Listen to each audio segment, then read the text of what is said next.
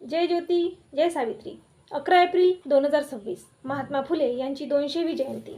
त्यानिमित्ताने महात्मा फुले यांनी त्या काळी अखंडद्वारे मोठे प्रबोधनात्मक कार्य केले, ते आजही उपयुक्त आहेत। मी आरती अंकुश लोखंडे, माणिकवाडा, यवतमाळ आपणासमोर सादर करते महात्मा फुले यांची अखंड काव्यरचना। ऐका अखंड।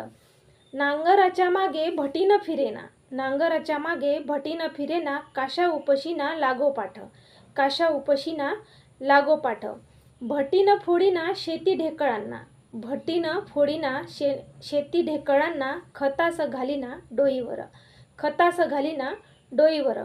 खुरपून टाकीना बैलापुढे चारा, खुरपून टाकीना बैलापुढे चारा, नेईना बाजारा विकावया, नेईना बाजारा विकावया।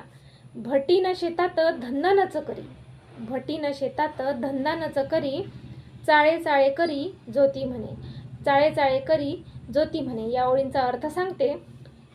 शेतात नांगराच्या मागे कष्ट करायला किंवा विहिरीतून पाटातून भटीन उपसायला कधी येत नाही, तसेच शेतातील मातीची कठीण ढेकळे फोडणे किंवा खताच्या पाट्या डोक्यावरून वाहून नेण्याचे कष्ट ती करत नाही।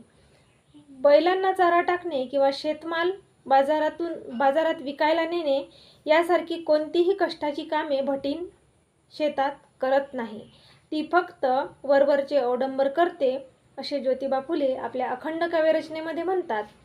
महात्मा फुले यांनी दिलेला संदेश आजही उपयुक्त असून आपण सर्वांनी त्यांचे संदेश उपयोगात आणावे ही विनंती सावित्री शक्तीपीठ पुणे महाराष्ट्राच्या वतीने आम्ही करत आहोत। आमच्या सावित्री न्यूज इंडिया चॅनलला लाईक, शेअर, सबस्क्राईब करा आणि आमचे व्हिडिओ असेच पाहत राहा। धन्यवाद।